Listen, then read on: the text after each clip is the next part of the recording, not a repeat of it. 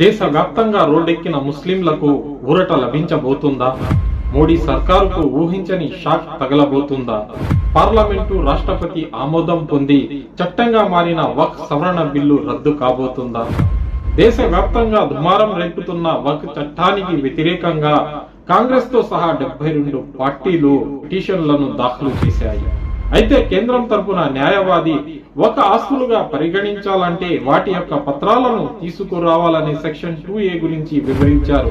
అయితే న్యాయమూర్తి టీచు వారు రాకముందే ఒక ఆస్తులు ఉన్నాయి, ఎన్నో మసీదులు నిర్మించి ఉన్నారు, ఆ కాలంలో రిజిస్ట్రేషన్ అనేది లేదు, దానాధర్మంగా చేసిన ఈ ఆస్తులకు పత్రాలు ఎక్కడి నుంచి తీసుకువస్తారు అని ప్రశ్నించింది.